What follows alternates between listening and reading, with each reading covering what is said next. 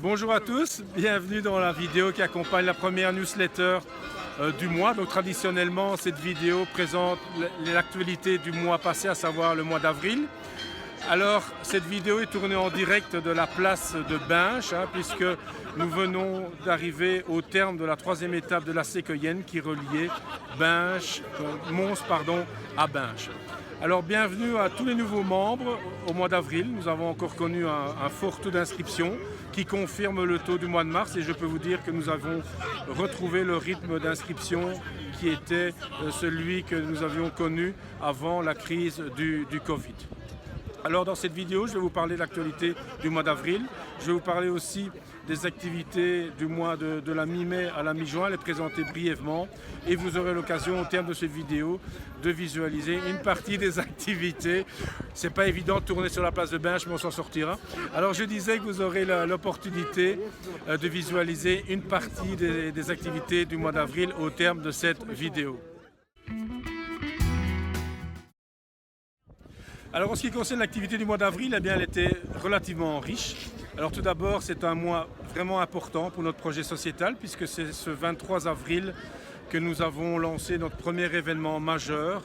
C'était une table ronde internationale sur le thème du vieillissement. 300 personnes de 8 pays différents ont participé à cette table ronde qui était animée par une journaliste canadienne et regroupait 4 experts internationaux du vieillissement, 2 experts belges et 2 experts canadiens.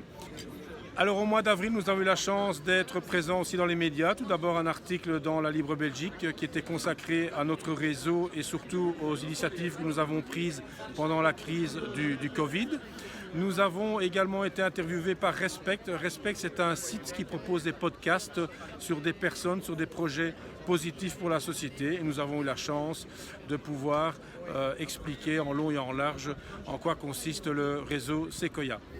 Autre point d'actualité ce mois d'avril, votre serviteur a eu l'occasion d'intégrer le conseil consultatif des aînés de la ville de Mons. Donc j'invite les membres qui le désirent de prendre contact avec leur commune et de postuler dans le conseil consultatif des aînés. C'est un conseil qui a pour but d'améliorer la vie des 50+ dans les villes et de relayer toute une série d'informations de terrain pour, encore une fois, améliorer le quotidien de chacun. Alors dans les prochaines semaines, nous vous proposons sur les 4 prochaines semaines 23 activités pour l'instant parce que nous allons encore en rajouter à l'agenda et je vous propose de rapidement les passer en revue avec vous. C'est plus de 20 activités qui nous attendent les 4 prochaines semaines. Le samedi 15 mai à 10h, comme tous les samedis, nous accueillons les nouveaux membres. Dimanche 16 mai, visite de Bruxelles via le circuit maçonnique, mais cette activité est complète. Mardi 18 mai, à vélo, le long de la Meuse entre Namur et Profondeville. Jeudi 20 mai, visite de l'exposition Roger Ravel aux Beaux-Arts. Le jeudi 20 mai, également visite des châteaux des Cossines. Samedi 22 mai à 10h, accueil en vidéoconférence des nouveaux membres. Samedi 22 mai, activité très originale, c'est le Ride Bike des Hauts-de-Fagne, comme l'année dernière. Nous allons parcourir plus ou moins 11 ou 12 km en ride bike au travers des Fagnes. Dimanche 23 mai, du sport à nouveau, du vélo, c'est la Sécoyenne, l'étape 4 de la Sécoyenne entre Binche et Thoin. Mardi 25 mai, visite avec un griteur de la ville de Mons. Jeudi 27 mai, à nouveau du sport, du VTT cette fois-ci, dans la région de Dour et Roisin, dans les Hauts-Pays. Le même jour, balade à Lannes, 6 ou 12 km. Le dimanche 30 mai était prévu une balade le long de l'Ourthe à la découverte des castors, mais cette activité est reportée lors de ces prochaines semaines. Mercredi 2 juin, visite des serres de Laken. Jeudi 3 juin, visite du jardin botanique de Metz, mais cette activité qui était gratuite est déjà complète.